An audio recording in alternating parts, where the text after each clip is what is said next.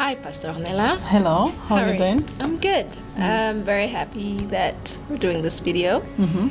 And I'm excited because we talked about this conversation we're going to have, and I'm sure that the Holy Spirit will lead us through this.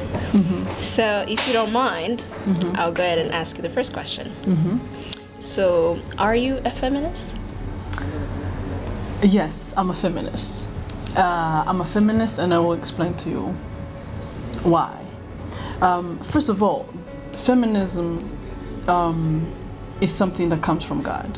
I think that feminism is something that God has placed on people's hearts, because I believe that feminism is acknowledging the value of a woman, is acknowledging the importance of a woman in the community, in her society, in her family, in her workplace, is acknowledging that she is not less, she is important.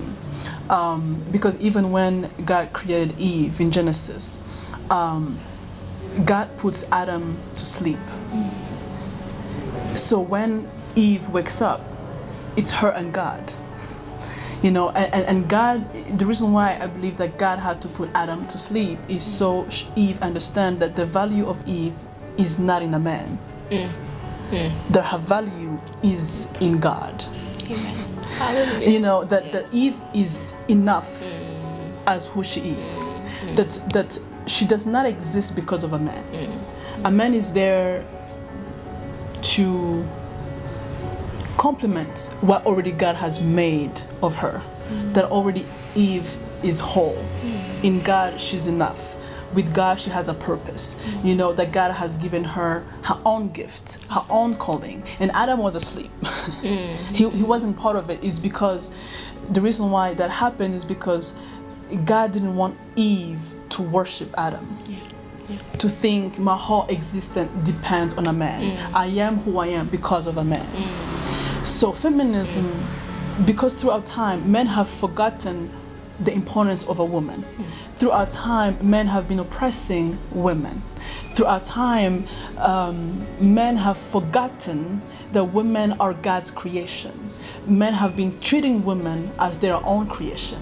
But men never made women. It was God that made women. And so the feminism is a concept that is from God. So I am a feminist because I believe that women are important. I'm a feminist because I believe that women are God's creation, best creation. I believe that God values a woman. He had to send his son through a woman. Jesus came through Mary. That's true. You know, God trusted a woman enough to know that Mary will be faithful to walk in boldness, carry the Son of God through her belly.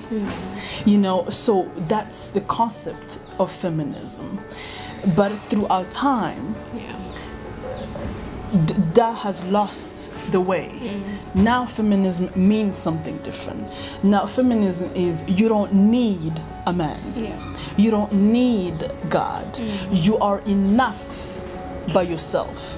But no one is enough by themselves. Let's not even talk about women. No one is enough by themselves. Saying that as a woman, you just need to find your own value. But how are you supposed to find your own value when you don't know your creator?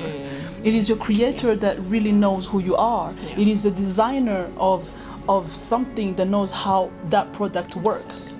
That's true. You know, anybody else can try to make iPhone.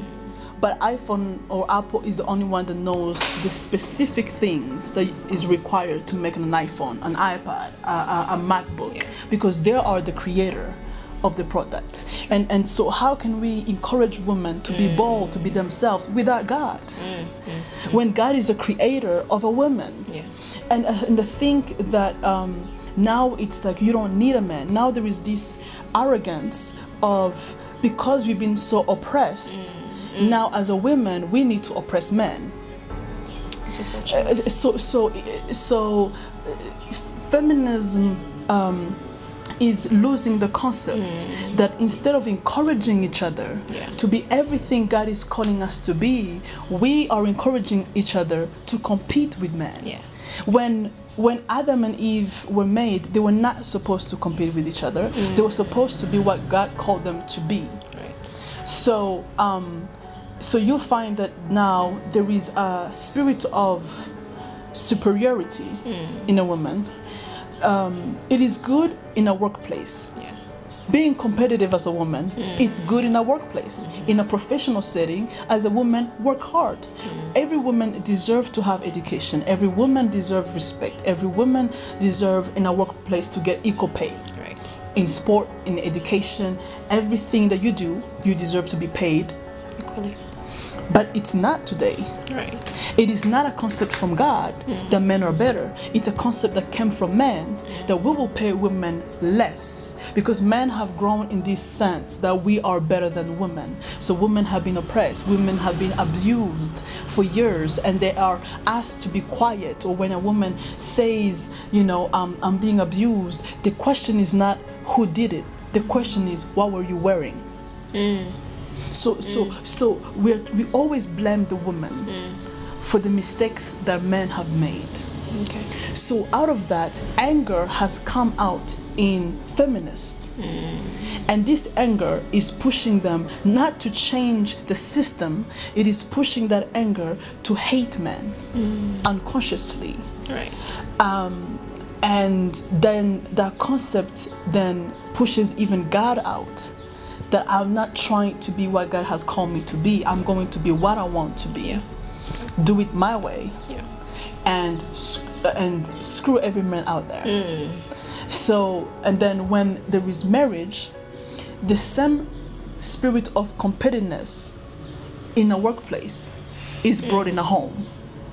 Yeah. And instead of now being husband and wife, now the wife has to prove, I have a voice. Now I have to prove, you know, but the problem is not that you have a voice. The problem you are with the wrong man who doesn't value your voice. You know, and then, but the danger thing is that now most men are seen as trash. That's where the hashtag has come. Hashtag men are trash. You know, then with the hashtag men are trash, I see the concept where it comes from. You know, the men that they think are better, who are abusive, who do sexual assault, and really they are men. Yeah. When you look at the things they do, you are like, okay, men are trash. But the danger with the hashtag men are trash, you are not correcting the behavior. You are just stating, I don't know how to say it. But to me, there's a sense that You're focusing on the actions and not necessarily on the person. yes, Yeah. and we need to address that. We need to say, okay, not all men are trash, but what is making them?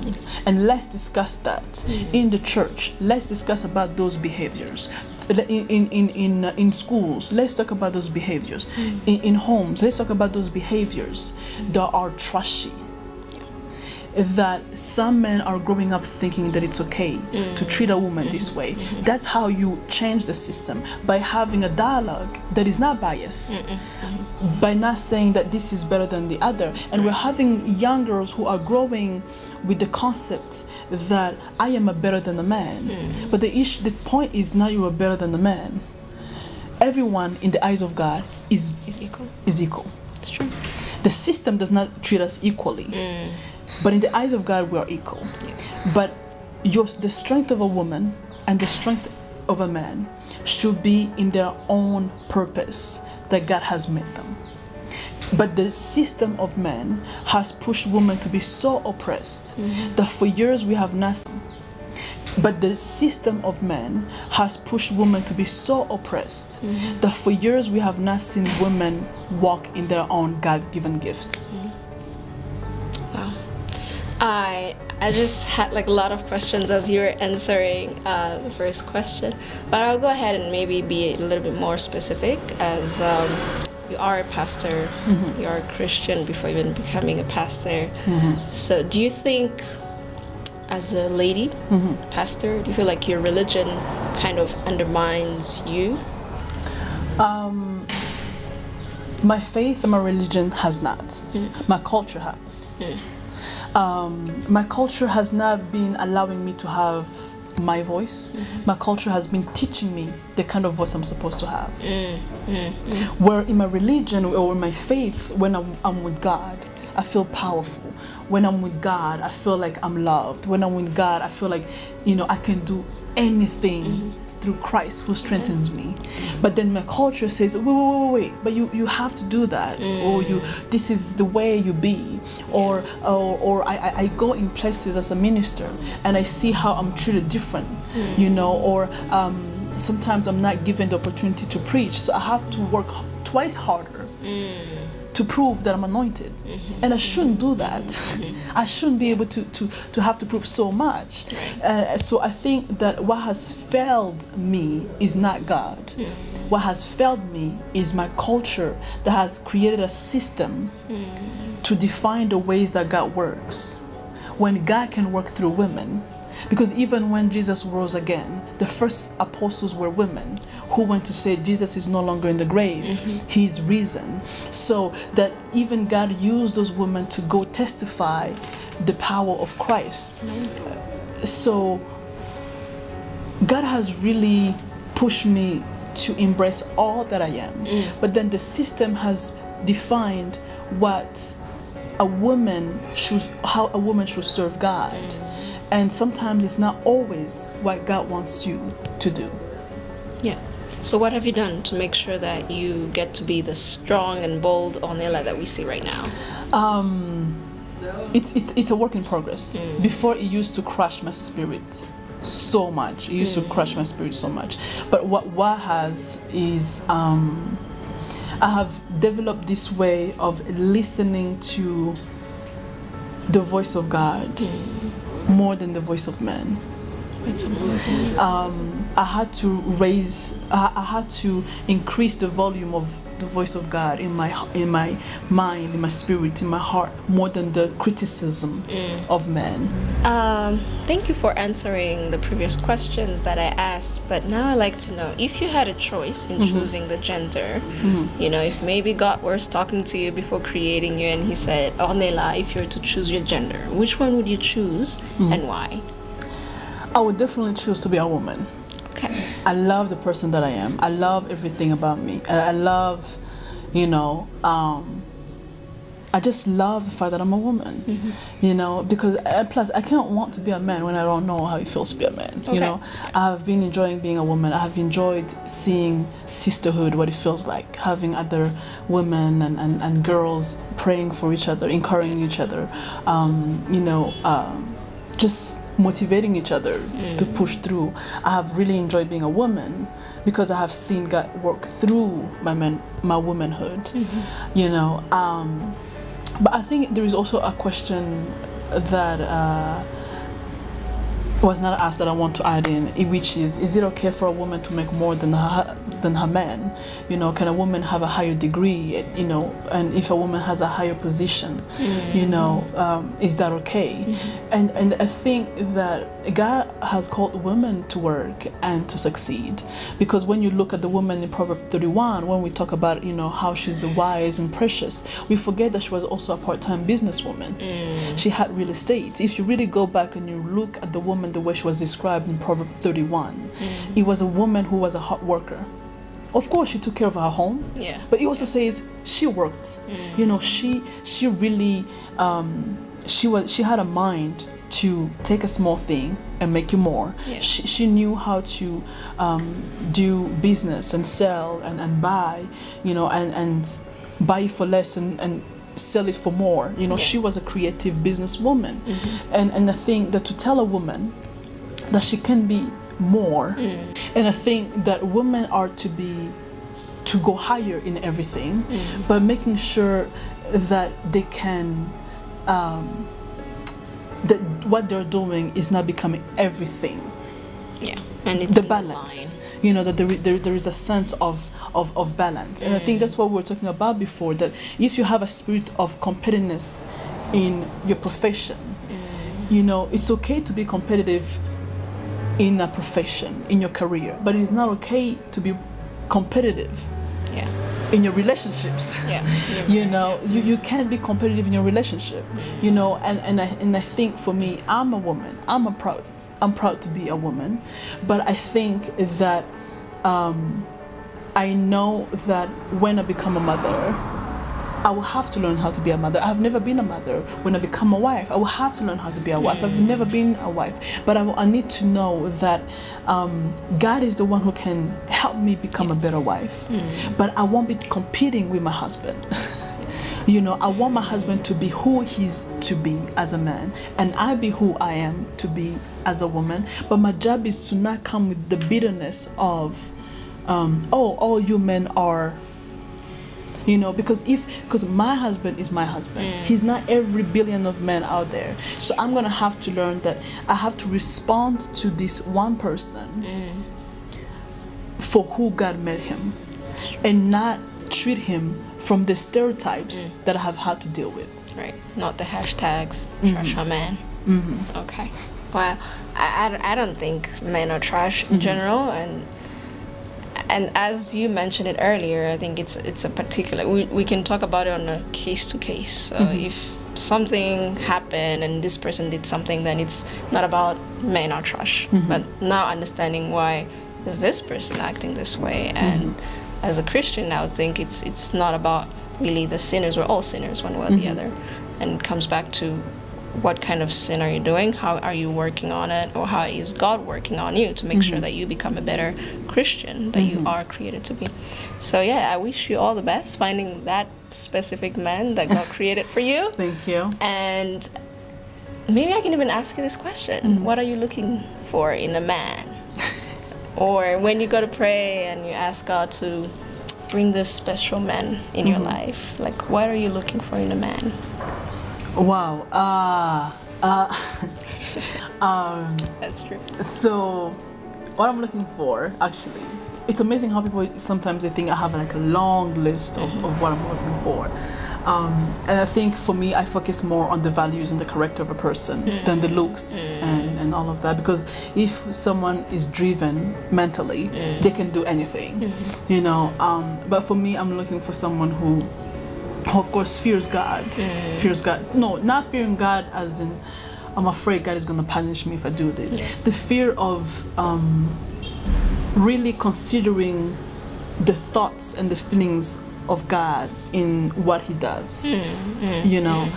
But I'm also looking for someone who has a heart for people, and I think because I want to be with someone where we can love people together, we can help people together. When you know, we can go to hospitals and we feed the hungry, and that's what drives me. You know, he may do it his own way. You know, we may be different in other ways, but we both have to have a heart that loves people, because really matters to me. You know, because for me, it's not about how well I can preach. It's how well I can serve.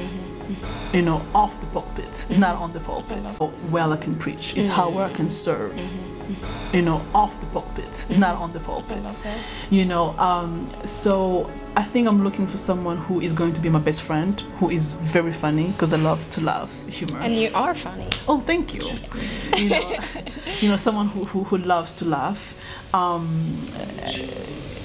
But I'm looking for someone who's going to be my friend, you know, my best friend. Not the roles of just husband and wife, but someone we genuinely love being with each other. Even if we're just in the room in silence and we have nothing to say, we're comfortable just being in silence. You know, because I think the friendship should be the foundation to a lot of things. But for me, it's just someone who is humble, because I think humility is so important to me, and I find myself, even when I pray, that has to be part of it. Not false humility, but true humility of giving recognition where it's due, where he's not always taking credit for everything that he does, his own achievement. It's good to enjoy your achievement, but it's not good to be stuck in them. You know, so someone who's not so arrogant in what he has done or what he does. So basically for me, it's just someone who loves God but loves better people. Yeah, I love that. Well, I'm sure you'll find that, or he'll find you. Thank you. Yes, I really pray that he does. Thanks.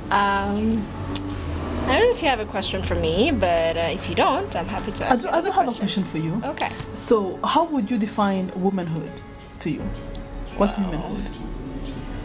I think that's a very complicated question, but a very good question. Womanhood is, I think, from what I know about me, I think it's just a creation that is just beautiful, first of all, and different in a good way. And womanhood, I guess, can even start from the body, the way we are created, and the way we are more even emotional than men, and that can help you be able to not only be in your friendship with others or in your relationship, as you mentioned, relationships, but also as you become the woman that God created you to be, as a mother, as a friend, as a sister. And I also believe that it comes down to the strength that women have. And of course, men are very strong as well, but I believe that women are strong deep inside, and that strength can really come out and be able to You mean they also have endurance? I believe so, yeah. I believe so. And I think endurance can, I can have certain endurance that you might not have, or you can have a certain endurance that I might not have, depending on how much I'm working on it. So I believe that it comes back to the person I am as a Christian or as a person and my values, and combining with the person that God created me to be as a woman. And all that brings out the womanhood that I bring out. And you know, we can be able to relate at some point, but at the same time, I feel like it's just the beautiful creation that God created for specific reasons and tasks that men cannot do. And all that makes a woman, and womanhood comes back to, you know, just living that life with other women, or even living that life with certain men in your life. And that way you can see the difference, but the good difference that women can bring on the table. To glorify God in each and every way possible. Wow. Yeah. There's nothing to add. That was good. Yeah? Yeah. All right. I'm glad. I asked you a lot of questions, and I'm sure I got to learn a lot from you. And I hope that, I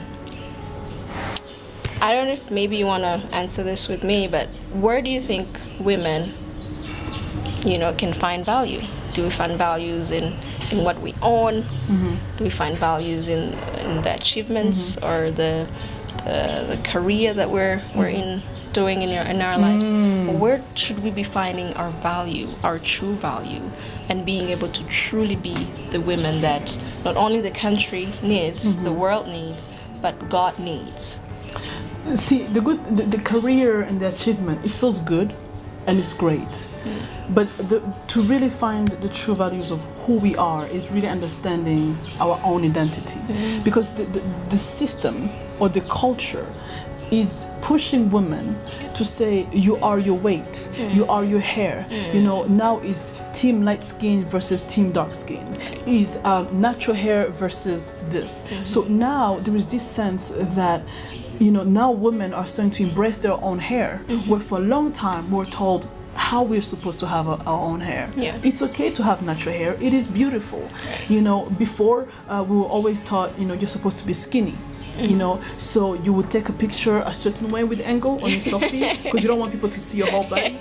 So women have been shamed for so long for having the bodies that they have.